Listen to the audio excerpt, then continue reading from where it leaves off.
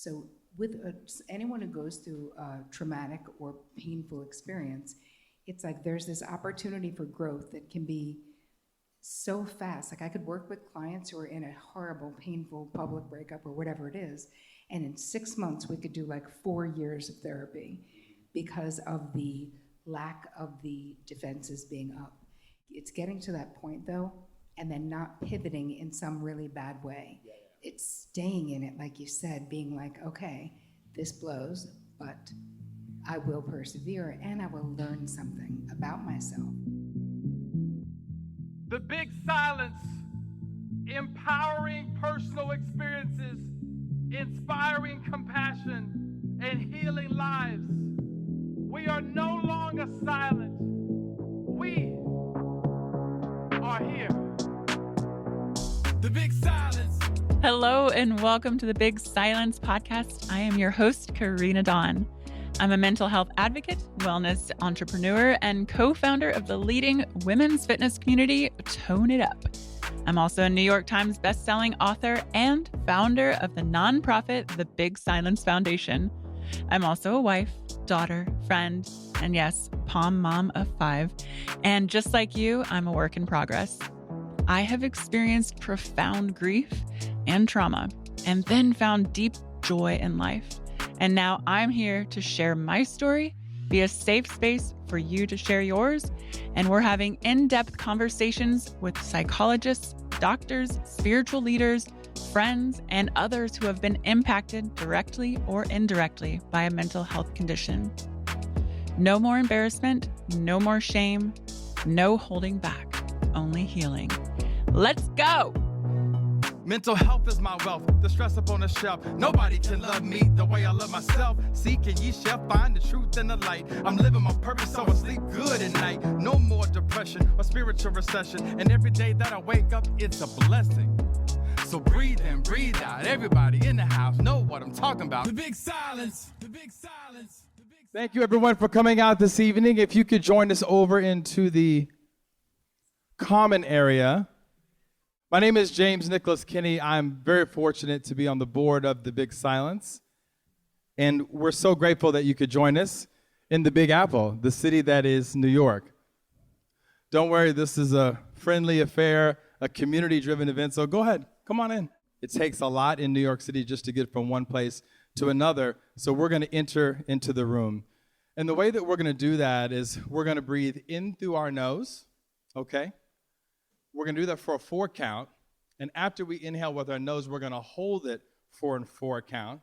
Then we're going to exhale through our nose as well. And I'm going to take you from the number 4 to the number 8. Does that sound good?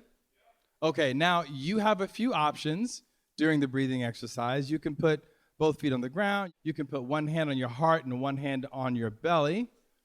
And join us in the practice. So here we go. I'll cue you now in 3, 2, 1.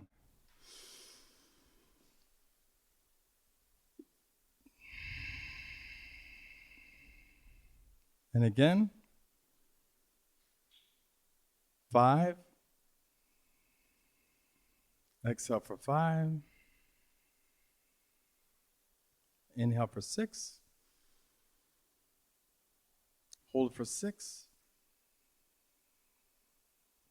Exhale for 6. Inhale for 7. Hold for 7. Exhale for 7. And last one, inhale for 8. Hold for 8. Exhale for 8. Now let me get just a big, we're all here now, not yesterday and not tomorrow. Okay, now we're going to meditate for 1 minute. Meditation is not about judgment, but it is about being in the moment that you are in. So we're going to choose one word as an intention for what we want to get out of this evening. The word can be anything that's special to you. And twice within this minute, I'm going to bring you back because the mind was designed to explore, and that's okay, because this isn't the judging mind. It is the mind that is tapping in to your word. Okay, so does everyone have a word that's special to them? Mine's the big silence. Sorry, I cheated. That's 3. And that's 3 too. Sorry. Okay, I'm new at this. No, you're not. I love love. Love is Karena's word. Okay, so for 1 minute, let's drop in with your breathing, focused on your intention for tonight.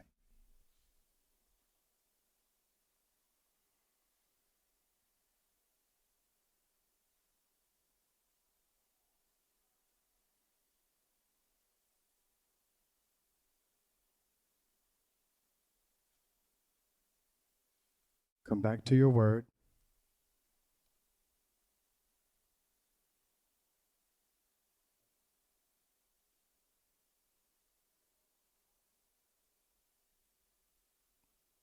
Come back to your word.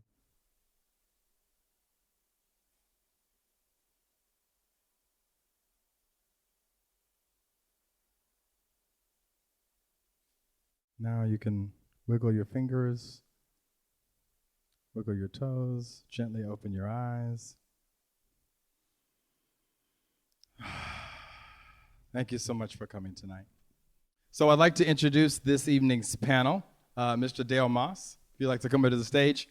Professional athlete, global ambassador for Special Olympics, a good friend of Karena's. Thanks for being here, man. I appreciate you.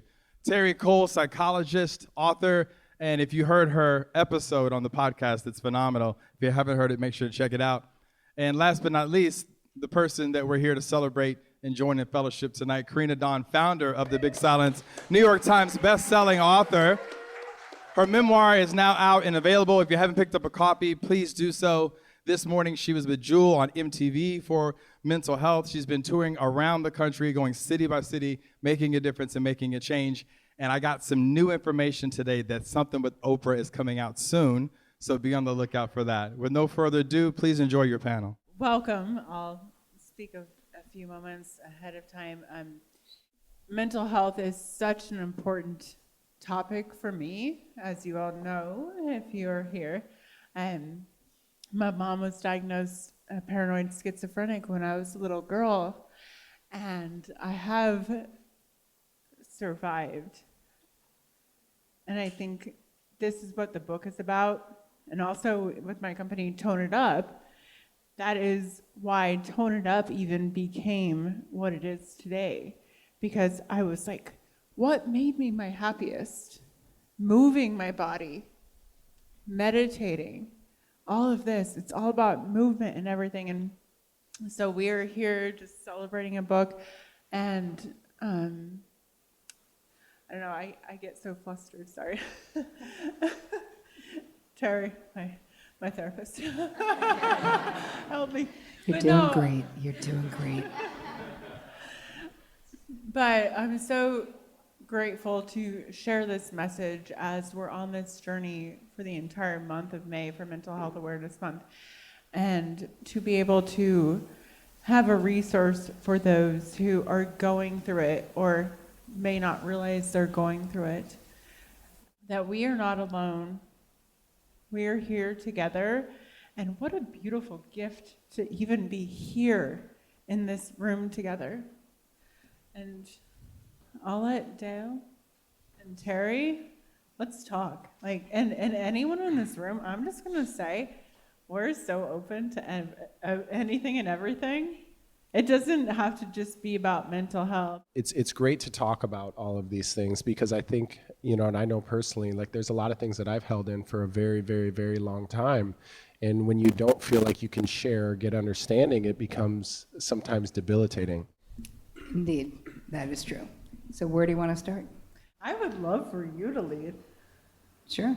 I mean, I just... Well, let's just talk about mental wellness, and let's talk about why there is such a block to it, and why this book is so incredibly important, is that in telling your story, you've normalized the telling of the story. And instead of being so shame-based, and you went through it, of course, and if you've read the book, if you haven't, you must, the number of people that you've already saved. Like, think about the positive ripple is so profound. And you doing what you do and having the profile that you have, if people don't, you were a professional football player, you were on The Bachelorette, so you being open to talking about mental health also, that's a whole other category of people who you are being like, hey, this is cool. Like, take care of yourself. It's okay to do so. But I have questions for you. Your experience in growing up with a mom who was a paranoid schizophrenic, and part of the whole thing of her being undiagnosed for so long. So your reality, because your parents, right, these are the people who we go, oh, they're the dictators of reality. This must be what it is. And you were talking on the Almost 30 podcast to our pals about how your mother would tell you things that your father was involved with a demonic cult and that he was possessed, and there were all of these things that you were keeping in your mind. So how did, at that time, what did you use? How did that impact your imagination? How did that impact your ability to make the distinction between what is real and what is fantasy? Sorry, that's deep. I really wanted to know, though. When I was reading the book, I was like, I'm writing notes down.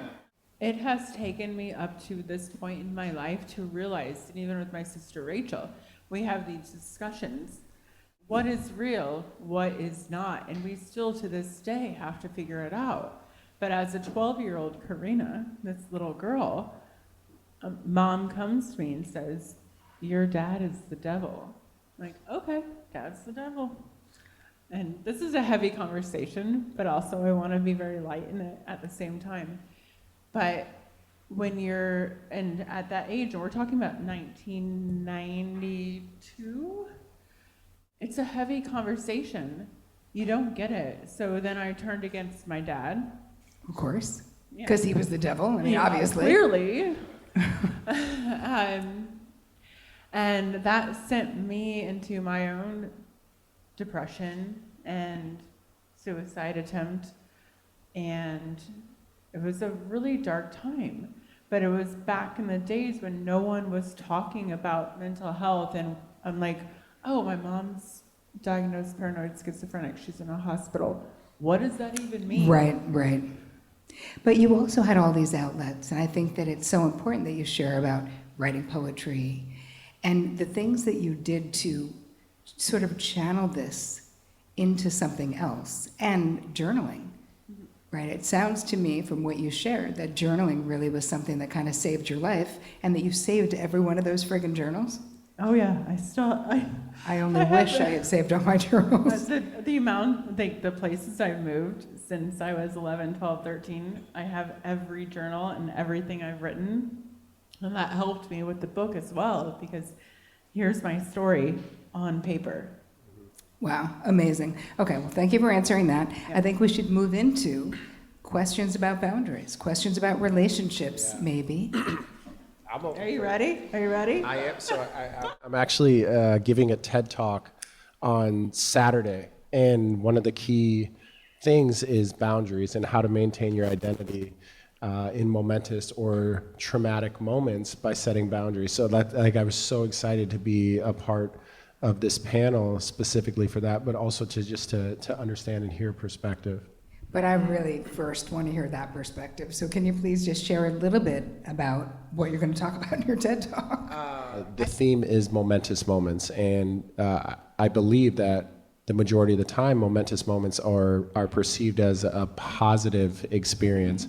But mine starting off, and the start to my TED Talk is actually talking about my first memory of a momentous moment being in prison, and I was 8 years old.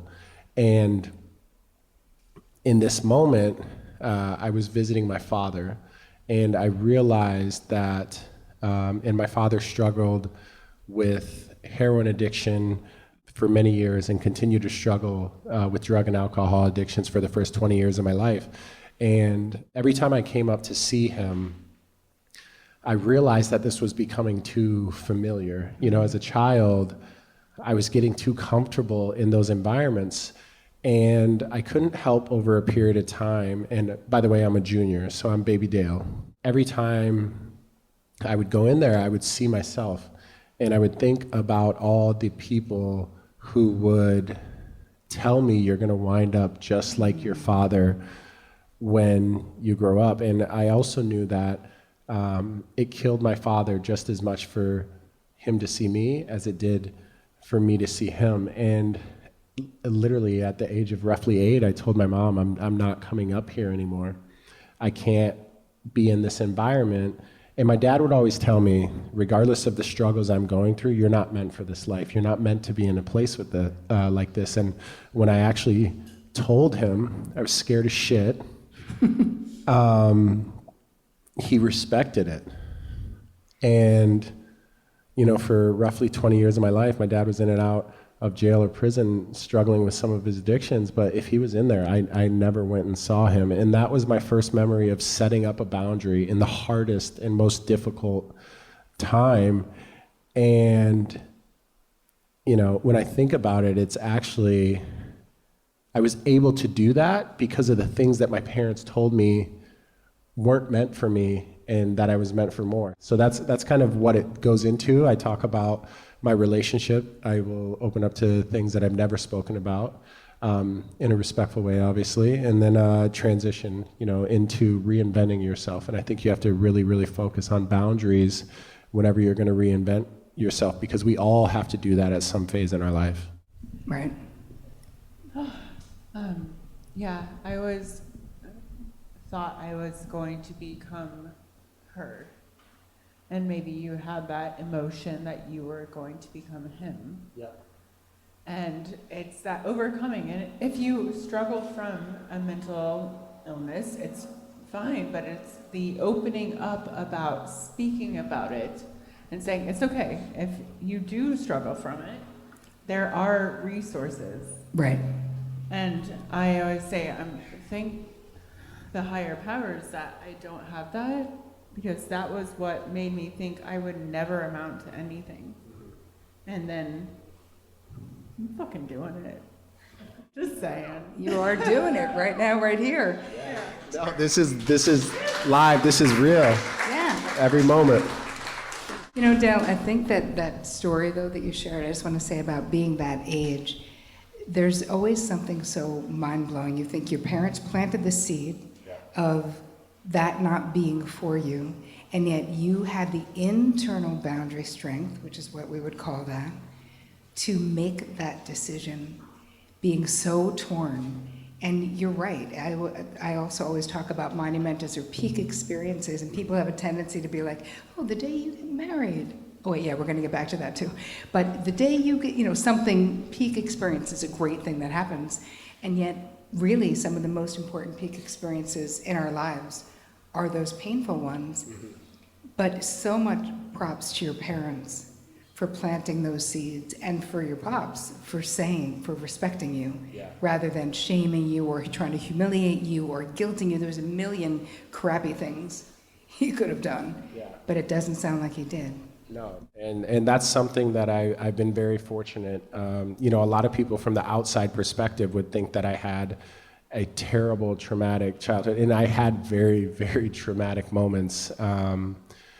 But it's sometimes hard to understand when you're younger, but I've understood a lot as I've gotten older. But the one thing that was always certain, at least for me and our family, is that we had love, support, and if we made a mistake, we didn't have to tell anyone. We'd go right to our parents. But also, we grew up in an environment, in a community where we didn't have anyone else. We were a biracial family in South Dakota. My mom was disowned because of marriage. We were in a small community, and me, my sisters, we couldn't even spend time at our friends' homes because they thought we were terrible kids, and they automatically aligned us because my dad was in prison and all of these things. And all those things, we never even really paid attention. We didn't give them hospice, and we really had no other option but to just stay tight with the family And we saw and understood way too many things at a young age, probably. Yeah. But, you know, as I've gotten older, at least we understood our parents. And it wasn't until I got older where my relationship with my father got better, because for so long I was trying to be a man that was doing everything opposite of him because I never wanted to be like him. And forgiveness and understanding is a very liberating thing. And even talking about things like this, which you mentioned earlier, and talking about your experiences, it really allows, it's just freeing. So liberating. That's such a beautiful share. What I find amazing about your family system, yes, there was a need because it wasn't really safe to sort of be outside of there, but the lack of the family itself not shaming you, yep. Right? So like within the family system there was safety, which is amazing because something grew for you to be able to become who you've become, yep. You know? So do we want to talk about relationships? I've never talked about anything within the relationship. Ooh. Yeah. So, this is an exclusive right now, right here. Yeah. And obviously I checked with Dale ahead of time, and we're here on the tour talking about the book. Yay, the book, but also just I just love having in-depth conversations and opening up, and that's what the big silence is, whether it's this or that or relationships or, you know, just being honest about things. It's all a part of mental wellness though. Yeah. Right? It's our relational health, those things that happen, all of those things impact who we become and what are the things that we're going to do in our lives. So I have a question for you, because this experience that you had on The Bachelorette is a very public experience. Yep. And in my own professional life, I've had a lot of high-profile clients, and it's very specific. It's not the same if you are not doing this in front of zillions of people, like where you have 1,017 strangers weighing in. So can you just share a little bit of how was the experience for you? So it had never happened again before in the history of this franchise, yep. That the Bachelorette would choose to stop the show because she found the one that she wanted, and then they brought another person up. Is that correct? Is that kind of how it happened? Yeah, that's pretty accurate. Okay, so how was that for you?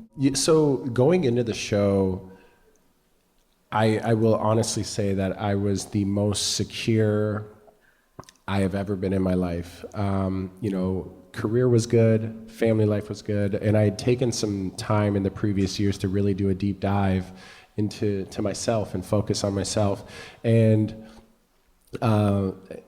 when I committed to the show, it was like kind of a last minute thing, but I realized in life I was doing the coolest shit I could have ever imagined, but I didn't have anybody to share it with. I couldn't share it with my family because they didn't understand, and I was always gone and traveling on the road.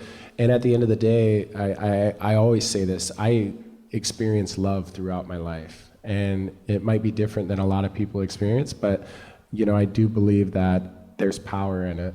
And when I went on the show, I made a commitment that I was going to do and be myself as much as possible. I wasn't going to get into drama. Like I'm a very risk averse person. I'm not trying to get into a lot of like chaos. And a big reason is too, I experienced that throughout my life growing up. I don't deal with like yelling. It triggers me, right?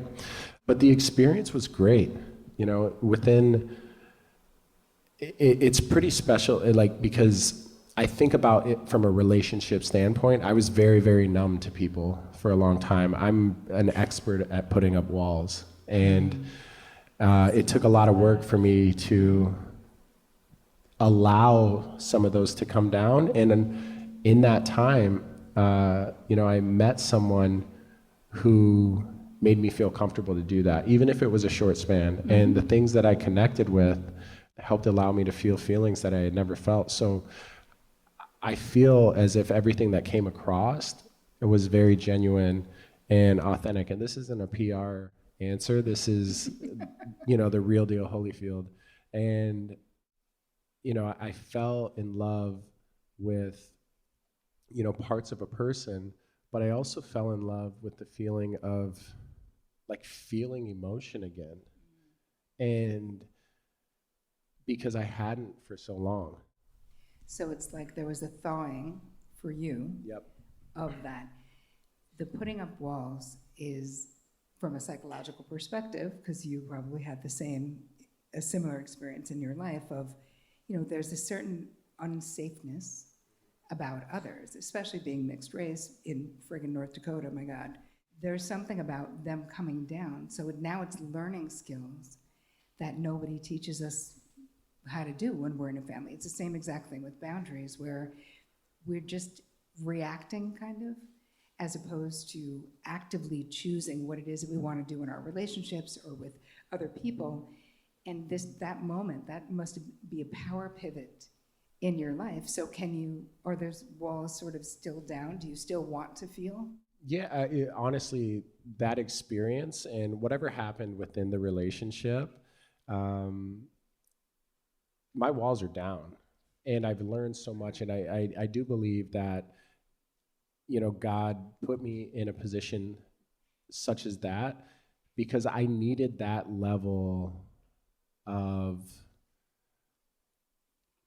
I don't know if it was, like, I went through a pretty public and dramatic breakup. And, that's something that I won't dive into because there's a lot of details within it, but I needed to feel that hurt, someone or something or projection at my character to that level because I protected it so long. And I think I've become very, very good at it. And I'm very, very proud of who I am. And I've also been very adamant about that throughout my entire life because of everything that's been projected on my family, and especially in relationships. And I set a boundary a long time ago that if anything started trickling into my personal life and affecting my family and my personal life, I couldn't allow it and I couldn't be a part of it. But I was at the lowest point after the breakup that I had ever been. And for me, in that moment, I was like, what the fuck else do I have to lose? Yeah. And I had so much growth, and I wasn't afraid of anything anymore. What is a low point to you? Your lowest point. And how did you come up? Or if you have come up, I don't know. I'll let Terri. The lowest point was when I felt ashamed and I felt embarrassed. And not for myself, but I felt like my family feeling it. I felt everyone in the world and everyone that knew me was going through this ride, and it wasn't accurate. And I felt like I couldn't speak. I felt like I was trapped because of my position as a man, my race in society, and because of the position in the show that I was on. And also, from a character standpoint, what good would it do to just try to create more? So I just sat in it. And I do believe that was the right and appropriate thing to do. But my will was tested. I had to beg my family to not get involved in these situations. And they respected it. But that was the lowest moment. Because if we relate this back to when I talked about my dad in prison, my biggest fear is being trapped, controlled, leveraged, and feeling as if I have to be told when and what and how I can and can't do something. And also, and I don't know, like, just from what I've seen growing up and through sports, is being, I'm so like mindful of what I say, but like accused of something that I didn't do by someone else and not be able to do anything about it. Right, and not being believed. You've made a really good point, though, that I want to just bring it back to for a sec about when you were like on your knees and you were like, what the fuck else do I have to lose, basically? But the growth, the exponential growth that you talked about, this is something that happens when we have traumatic or dramatic experiences. It's like our regular defense mechanisms, because we're sort of on our knees, are not there. So with anyone who goes through a traumatic or painful experience, it's like there's this opportunity for growth that can be so fast. Like I could work with clients who are in a horrible, painful public breakup or whatever it is, and in 6 months we could do like 4 years of therapy because of the lack of the defenses being up. And again, it's getting to that point though, and then not pivoting in some really bad way. It's staying in it, like you said, being like, okay, this blows, but I will persevere and I will learn something about myself. And yet that strong sense of self was still there, and you did it. Like, you were able to not let it define you. Yeah, 100%. Like, life has been, and a lot of things have accelerated, but it's on the same trajectory as they've always been, because like, that's who I am. And I've known that. Even if you lose it, and I've lost it at times, but it's like, I'm the happiest I've ever been. So good. Thank you so much for sharing that. Did you guys love all of that? I mean, just really nicest. And Dale, when you say you're happiest that you've ever been, what is happiness to you? What is joy? What is the ultimate? For me, it's certainty, but it's also peace. I think about like business, life, career, whatever else. Like, don't get me wrong, I get like ramped up, but I feel very, very certain, and I feel a sense of calm that I haven't felt in a very, very long time. And for me, that's happiness, because I believe like that's the state that I like to be at. That's how I'm geared. Yeah, Bobby, husband Bobby. Hi. Give it up for Bobby! I mentioned something the other day about living in greatness, and Bobby, while he was driving the bus, he's like, what does greatness mean? I said, it's not financial. It's a state of love and being grateful for being alive, being around people, having live events, 5 Pomeranians. It's just like greatness. It's just like living your life and your dream and allowing yourself to have that pure potentiality. But what you're describing is being here now. Yeah. Right? It's like surrendering to whatever the moment is and being present, because life isn't just the peak positive experiences, right? It's all the friggin' experiences. Yeah. It's good, it's bad, but those are the things that make it worth experiencing. And I think that in my own younger life, when I could stop trying to control the shit out of everything so much, not just people, all the things, all the circumstances, over-functioning, over-giving, overdoing, again, all with this codependent need to impact the outcome. With codependency, it really is just a covert or an overt desire to control things, right? Because there's a feeling of being unsafe. If I leave it to other people, only I can do it. And yet in being able to just surrender, which is what it sounds like in your description and in your description too. Just got to give it up. Let the ego drop. Let the ego drop. And then it's a little bit better. Can I bring in James Kinney? Yes, please. Please give it up for our panelists. That was incredible, right? I got some music for y'all. I just want to give a big shout out to Karena and the movement that she's building. I was over her house around Thanksgiving time, and we met, and I just said, you know what? She needs a theme song. She's so dope. She needs a theme song. So I haven't been doing music for like 10 or 15 years until I was inspired by Karena and her movement. So thank you, Karena. Yeah, then like a week later, he's like, I wrote you a theme song. I was like, what? All right, here we go. DJ Mark LaResh. Speaking of theme song, let's go New York City. One life, one moment, one time. I love that we got babies in the building. Tone it up, let's go. The big silence, breathe in, breathe out. Breathe in, breathe out. The big silence, breathe in, breathe out. Yeah, breathe in, breathe out. The big silence, breathe in, breathe out. Breathe in, breathe out. The big silence, breathe in, breathe out. Breathe in, breathe out. Mental health is my wealth, the stress up on the shelf. Nobody can love me the way I love myself. Seek and ye shall find the truth in the light. I'm living my purpose so I sleep good at night. No more depression or spiritual recession. And every day when I wake up, it's a blessing. Yeah, so breathe in, breathe out. Everybody in the house know what I'm talking about. The big silence. Breathe in, breathe out. Breathe in, breathe out. Come on. Thank you for joining us today and every Wednesday. If you or anyone you know needs help now, text HERO to 741-741 to connect with a crisis counselor. Our crisis text line is private and confidential. If you loved this episode or think a loved one could benefit from listening, please share. And follow us on Facebook and Instagram at the.big.silence. Head over to thebigsilence.com to sign up for our newsletter to stay in the loop for live events coming up and details on the release of my memoir, The Big Silence.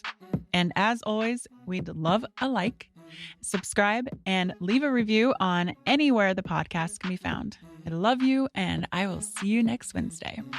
1, 2, 3, sing it. Here's to radical self-love, the type of love that will defeat anxiety, the type of love that defeats depression. This is the one life. This is the moment. This is the time to dig in, to be who you already are. The big silence. Breathe in, breathe out. Breathe in, breathe out. The big silence.